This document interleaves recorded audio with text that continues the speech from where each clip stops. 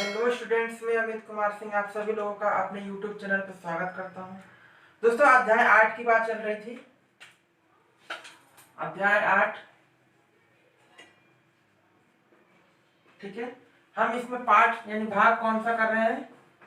भाग चौथे को कवर करेंगे आज। टॉपिक क्या रहेगा? टॉपिक वही रहेगा, कोशिका। कोशिका में आज हम बात करेंगे आपके कोशिका की संरचना की। किसकी? कोशिका संरचना की बात होगी आज, ठीक है। कोशिका संरचना की, कोशिका की संरचना किस तरह से होती है, कोशिका में कौन कौन से कोशिकांग होते हैं, कोशिका में कैसा भित्ति पाया जाता है, कैसा उसका आवरण पाया जाता है, उसका जीव द्रव्य क्या होता है, उसका कोशिका द्रव्य क्या होता है, इन सब चीजों को समझने का हम प्रयास करेंगे, ठीक है। तो देखिए, कोशिका की संरचना को हम सबसे पहले 2 पार्ट्स में हम डिवाइड कर सकते हैं, ठीक है।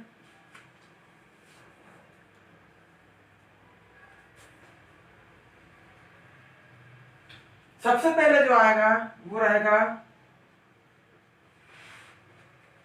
कोशिका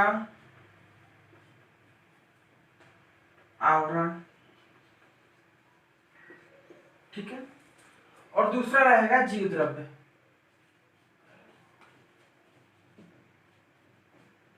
ठीक है।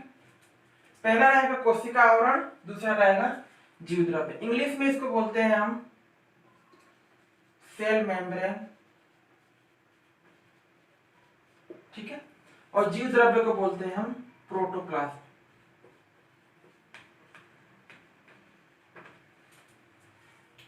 अब समझेंगे कि मान लो कोई कोशिका हुई, उसमें कोशिका आवरण क्या है और जीव द्रव्य क्या है, इसको समझने का हम प्रयास करेंगे, ठीक है। तो अपन ने जो ये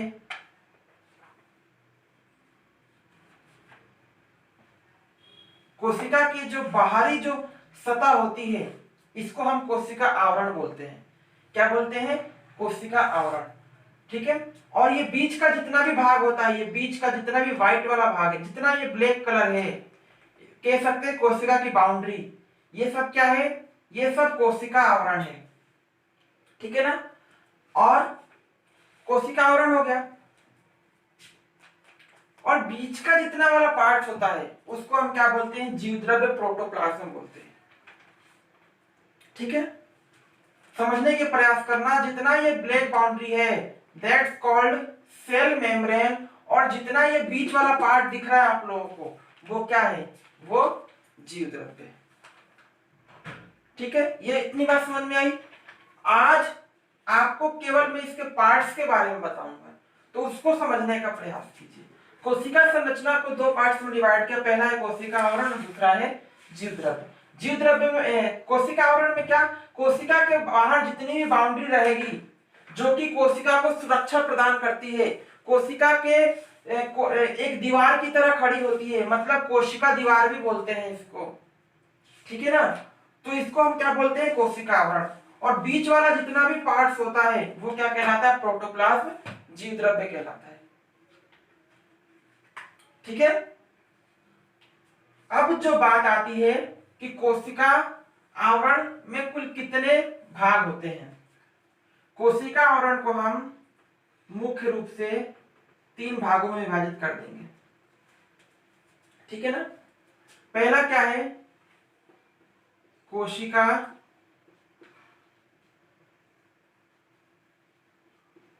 भित्ति, क्या है? कोशिका भित्ति। दूसरा क्या है? ग्लाइकोकैलिक्स,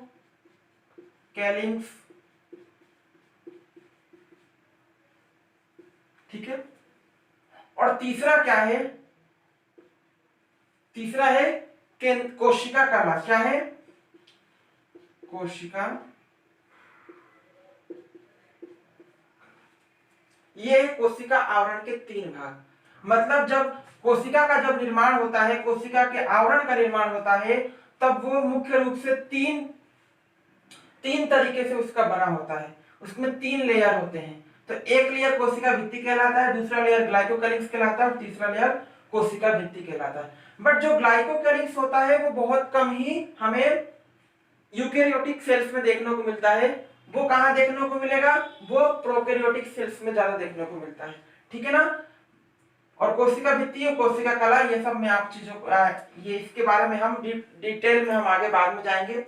सबसे पहले हम इसके बारे में बात कर लिया, सेल मेम्ब्रेन के बारे में, किन किन चीजों से मिलकर बना होता है।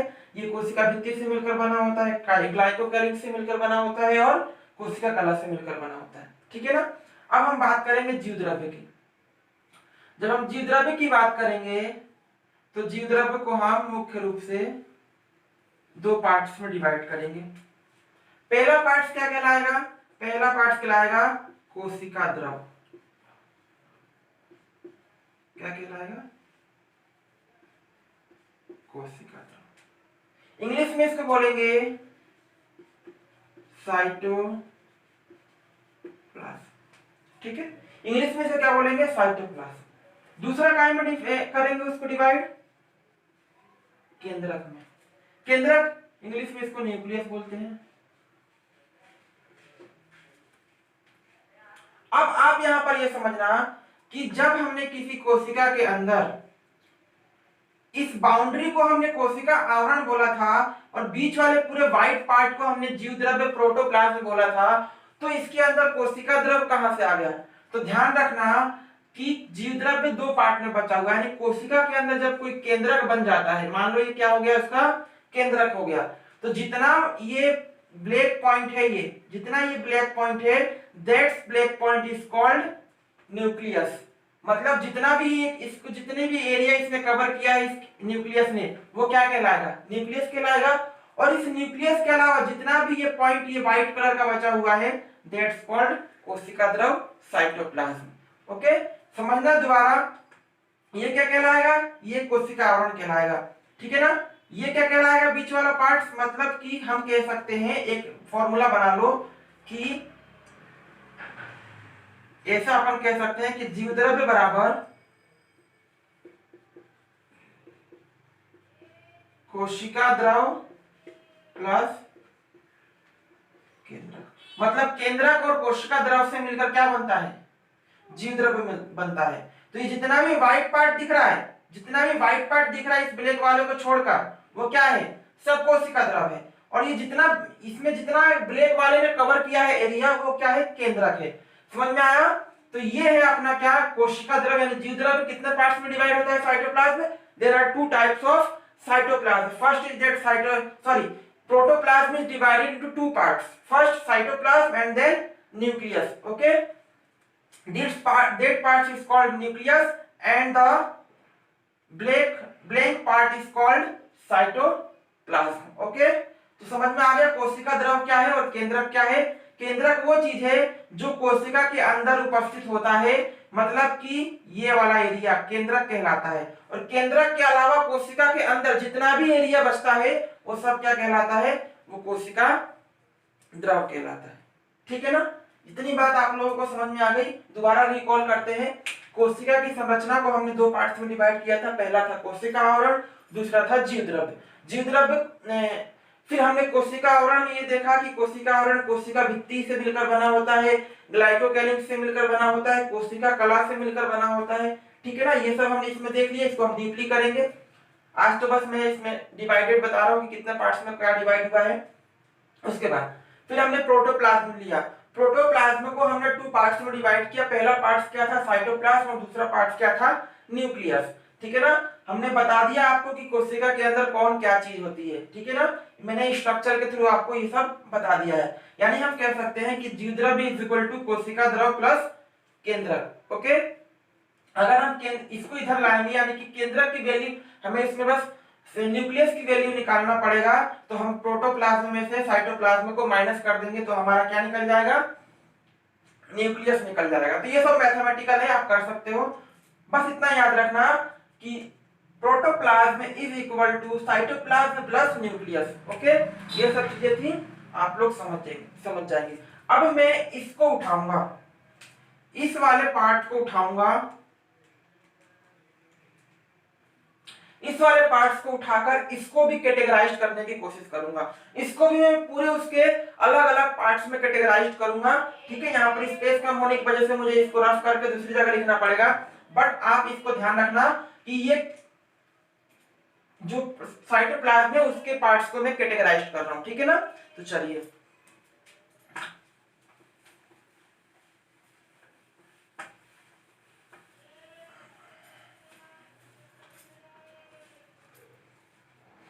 देखिए अपना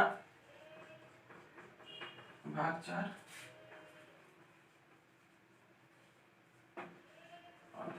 ठीक है ना। अब देखिए मैंने क्या बोला था, कोशिका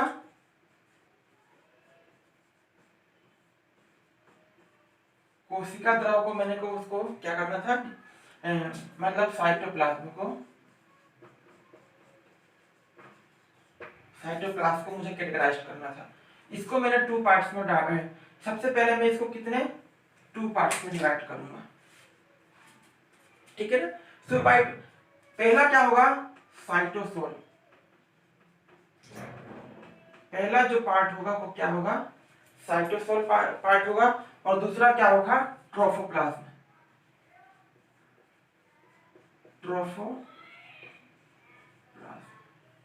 ये है इसका पार्ट।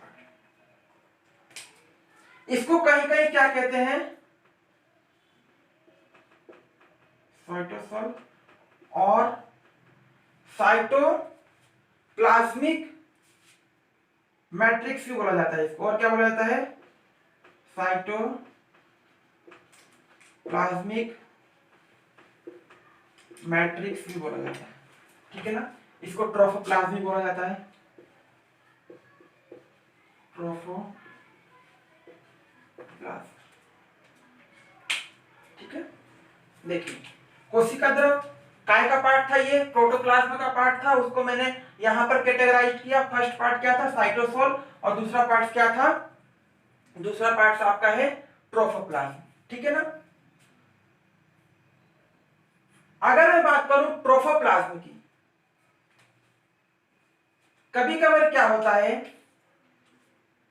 कि सेल्स के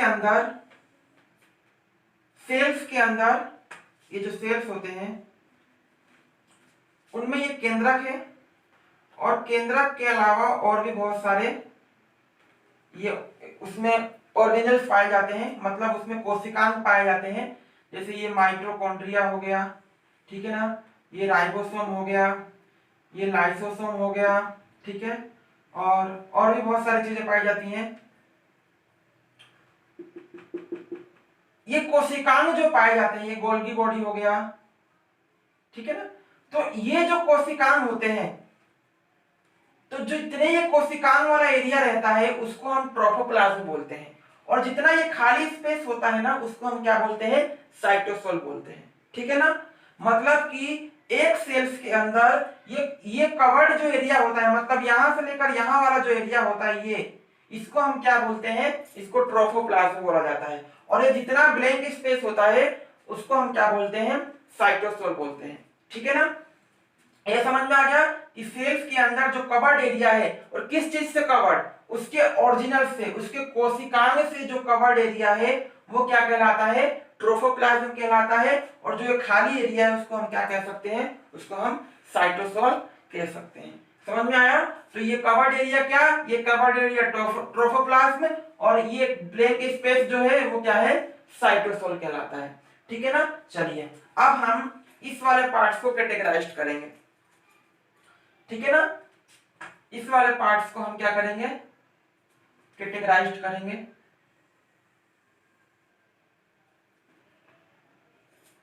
इस वाले पार्ट्स को कैटेगराइज करेंगे। ठीक है, कितने चीजों में इसको डिवाइड करेंगे हम, इसको हम डिवाइड करेंगे 2 चीजों में। पहला कोशिकांग, ठीक है ना, क्या कहेंगे, कोशिकांग, और दूसरा क्या कहेंगे, अंतर्विष्ट पिंड। क्या कहेंगे उसको, अंतर्विष्ट पिंड। ठीक है ना, हमने ट्रोफोप्लाज्मा को लिया, उसको दो पार्ट्स में डिवाइड किया। पहला था कोशिकांग और दूसरा क्या था, अंतर्विष्ट पिंड। ठीक है, कोशिकांग क्या है, जो कोशिकाओं के अंदर जो अंग रहते हैं, मान लो कोशिकाओं के अंदर ये एंडोप्लाज्मिक रेटिकुलम, ये लाइसोसोम, ये माइटोकॉन्ड्रिया, ठीक है, ये राइबोसोम, ये क्या कहलाएंगे, ये सब क्या कहलाएंगे, ये कोशिकांग कहलाएंगे। ठीक है ना, मतलब कोशिकाओं के अंदर के जो अंग होते हैं उसको हम क्या कहते हैं, कोशिकांग कहते हैं। और अंतर्विष्ट पिंड किसको कहते हैं, कि इन कोशिकांगों के द्वारा उत्सर्जित पदार्थ, जब ये कोशिकांग किसी उत्सर्जित पदार्थ, उत्सर्जित यानी कि कोशिकाओं के द्वारा जो उत्सर्जित पदार्थ होते हैं उनको हम अंतर्विष्ट पिंड कहते हैं। अब वो उत्सर्जित पदार्थ क्या क्या होते हैं इसकी बात हम बाद में करेंगे। ठीक है ना, आप इतना समझिए कि कोशिकाओं के अंदर जो अंग पाए जाते हैं, लाइसोसोम, माइटोकॉन्ड्रिया, प्लास्टिड्स और रिक्तिका, ये सब क्या है, ये सब क्या है, ये सब कोशिकांग है। ठीक है ना, इन कोशिकांगों को, इनको हम क्या कहते हैं, कोशिकांग कहते हैं। और अंतर्विष्ट पिंड किसको कहते हैं, कि कोशिकाओं के अंगों के द्वारा उत्सर्जित पदार्थ क्या कहलाते हैं, अंतर्विष्ट पिंड कहलाते हैं। समझ में आया? तो आप इतना समझ लीजिए कि कोशिकांग क्या होते हैं और अंतर्विष्ट पिंड क्या होते हैं। दोबारा बता रहा हूं कि कोशिकाओं के अंदर जितने भी लाइसोसोम, माइटोकॉन्ड्रिया, रेक्टिका, गोल्गी बॉडी, अंतःप्रदपी जालिका, ये सब क्या है, ये सब कोशिकांग है, ऑरिजिनल्स हैं। ठीक है ना, और अंतर्विष्ट पिंड क्या, इन सभी कोशिकांगों के द्वारा उत्सर्जित पदार्थ क्या कहलाते हैं, अंतर्विष्ट पिंड कहलाते हैं। समझ में आया? तो अब मैं इस वाले पार्ट्स को आगे लेकर चलूंगा और उसको भी हम डिवाइड करेंगे। ठीक है ना, फिर इस पर आएंगे। तो आप समझ सकते हो, हम इसको अब डिवाइड करना शुरू करेंगे। मैं इसको जब तक के लिए रफ कर लेता हूं, आप लोग नोट कर लीजिएगा। और मैं आपको बता दूं, बहुत ही इंपॉर्टेंट है ये, इसमें अगर आप लोगों ने कुछ भी मिस किया तो आप लोगों से कुछ नहीं बनने वाला। आप लोगों को ये ध्यान में रखना पड़ेगा कि कौन किस चीज का पार्ट है। बेहद सीरियसली मैटर है ये, बेहद सीरियसली टॉपिक है ये, इस पर आपको बात करना आना चाहिए। ठीक है ना, चलिए कोशिकांग के बारे में हम इसको कैटेगराइज करेंगे।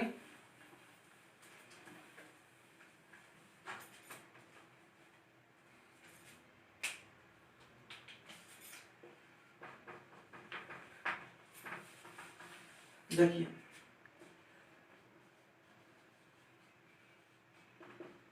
कोशिकांग, कोशिकांग को मैं तीन पार्ट्स में डिवाइड करूंगा। ठीक है, पहला दोहरी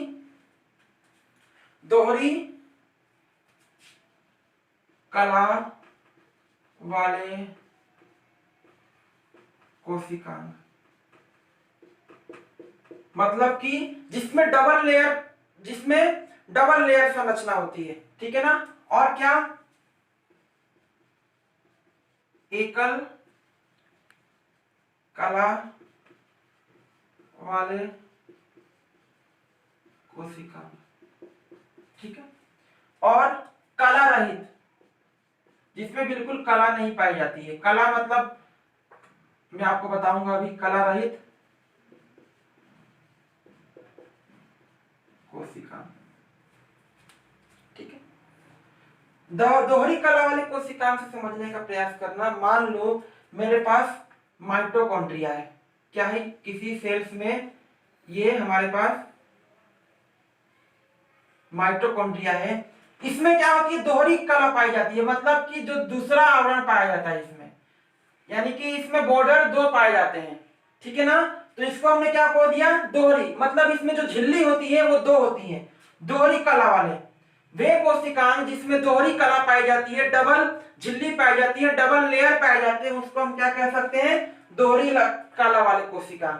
और एकल कला वाले कोशिकांग मतलब कि जिसमें मान लो कि मेरे पास लाइसोसोम है, ये क्या है, ये लाइसोसोम है, तो लाइसोसोम में क्या होता है, एक ही बॉर्डर पाया जाता है, मतलब जो ये लाइन है, ये जो आवरण है, इसका जो लेयर है वो कितना है, एक ही पाया जाएगा, इसलिए हम इसको क्या कहेंगे, एकल कला वाले कोशिकांग कहेंगे। ठीक है ना, और वो कोशिकांग जिसमें बिल्कुल भी कोई लाइन नहीं होती, कोई लेयर नहीं होता है, कोई इसमें कोई कला नहीं होती है, उसको क्या कहेंगे हम, कला रहित, जिसमें कोई भी अलग से कोशिका कला नहीं पाई जाएगी उसको हम क्या कहेंगे, कला रहित कोशिका। समझ में आया? तो जिसमें डबल लेयर हो उसको दोहरी कला वाले, जिसमें सिंगल लेयर हो उसको सिंगल लेयर वाले, और इसमें कला नहीं है तो उसमें कला रहित कोशिकांग कहेंगे। अब इसमें कौन कौन से कोशिकांग आएंगे उसको हम देख लेंगे, ठीक है ना। सबसे पहला इसमें आएंगे लवक। क्या आएंगे? लवक, जिसको हम क्या बोलते हैं, प्लास्टिड्स बोलते हैं इंग्लिश में, प्लास्टिड्स, ठीक है ना। और दूसरा क्या आएगा? दूसरा आएगा इसमें माइटोकॉन्ड्रिया। माइटोकॉन्ड्रिया, ठीक है ना। इसमें कौन कौन से आएंगे? इसमें बहुत सारे आते हैं। एंडोप्लाज्मिक रेटिकुलम मतलब अंधा पर्दे जाने का, ईआर का मतलब होता है एंडोप्लाज्मिक रेटिकुलम। उसके बाद गोल्जी बॉडी, ये क्या है? इसमें सिंगल लेयर स्ट्रक्चर पाया जाता है, ठीक है ना। उसके बाद क्या है? लाइसोसोम। लाइसोसोम, ठीक है ना, ये क्या है? लाइसोसोम है।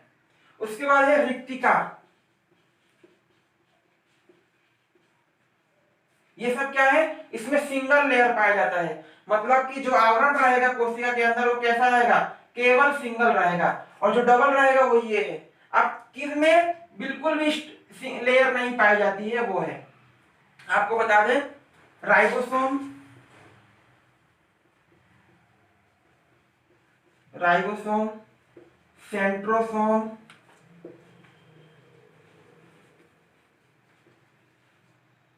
सेंट्रोसोम और न्यूक्लियोलस,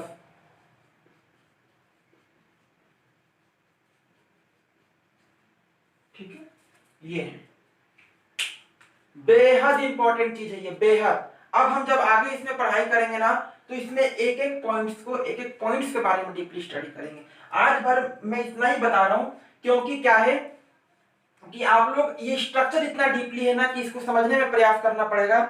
इसीलिए जो है हम क्या करेंगे, आपको इतना बता रहा हूं, आप समझ जाइएगा कि कोशिकांग, कोशिकांग सबसे पहले वो डेफिनेशन है कि वह अंग जो कोशिकाओं के अंदर उपस्थित रहकर कोशिका में होने वाली संपूर्ण क्रियाओं को नियंत्रित करने का कार्य करते हैं, क्या कहलाते हैं? कोशिकांग कहलाते हैं, ठीक है ना। और कोशिकांग भी 3 पार्ट्स में डिवाइड हो जाते हैं। कौन कौन से पार्ट्स होते हैं उसमें? पहला होता है दोहरी कला वाले, दोहरी जिसमें कि डबल लेयर पाया जाता हो। मान लो ये कोशिका हो गया और ये क्या है? दोहरी वाले, तो उसको हम क्या कहेंगे? ये हमारा मान लो क्या है? माइटोकॉन्ड्रिया है।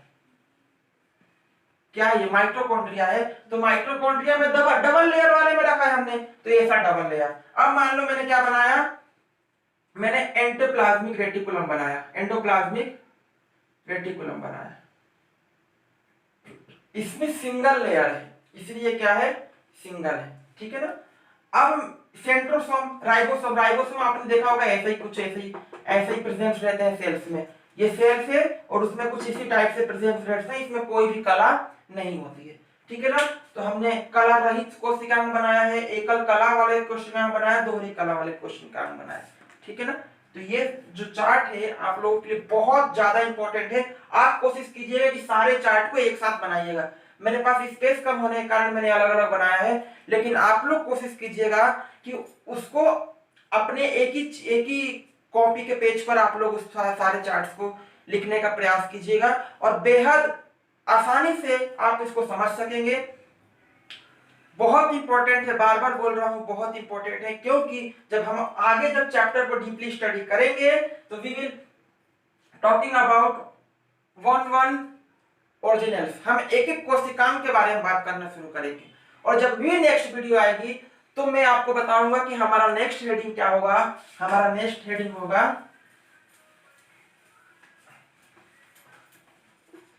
जो हमने शुरू में कोशिका आवरण का विभाजन किया था, उसमें का जो पहला चीज हम पढ़ेंगे वो रहेगा कोशिका भित्ति।